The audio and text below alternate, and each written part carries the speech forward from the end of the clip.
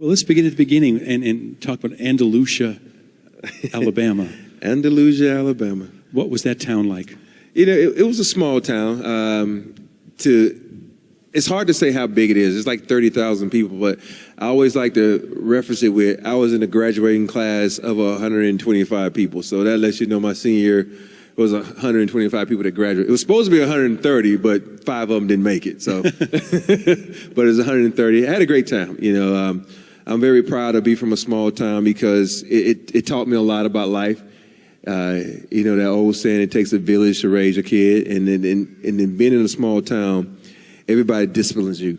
Everybody's on you to do better and be the perfect gentleman, the perfect human being, and the perfect citizen. So I was one of those kids that because I was so tall as a little kid, I kind of stood out. So anytime something went wrong, they just looked up, oh, that's Robert, because that's a tall kid. And I got in trouble, but I stayed on the straight and narrow, so I'm happy about it. Yeah. It's just one of those things where you come into a team like that, you just try to fit in. I just try to be a sponge. You know, I had a great guy to take me under his wing outside of Otis Thorpe and Tree Rollins. You know, Tree Rollins was a great influence on me, and he taught me the things that you need, the nature, the business side of basketball, which a lot of these young kids don't know about. They just know the side of where, you know, the fame, the fortune that you can actually see on TV. But there's also a business side of it that you really have to pay attention to. I wanted to ask you a couple of things about that particular team. One, can you explain to folks who might not, again, be some of the young folks, what made Dream so special? So, first of all, do everybody know who Hakeem Olajuwon is?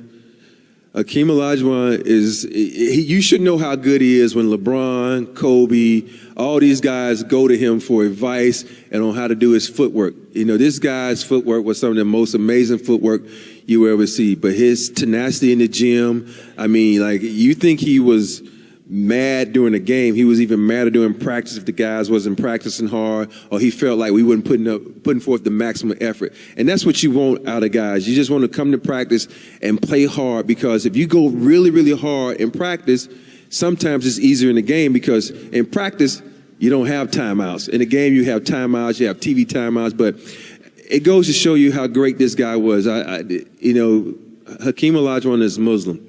And so during Ramadan, he's not allowed to drink or eat anything. So we had a noon game. And so you can't eat or drink anything until sundown. This guy still puts up 40 points, doesn't drink any water, doesn't have a meal before the game to get himself right. That lets you know how amazing this goes. And if you ask Michael Jordan what one guy he ever feared, it was Hakeem Olajuwon. He used to call us, I'm scared of the big African, because he's from Nigeria. That's what he used to say, because, you know. Hello everyone, I spend a lot of time trying to get you guys nice videos, so please subscribe to this page, and please subscribe to my second page. The link to my second page is in the description section. Thank you.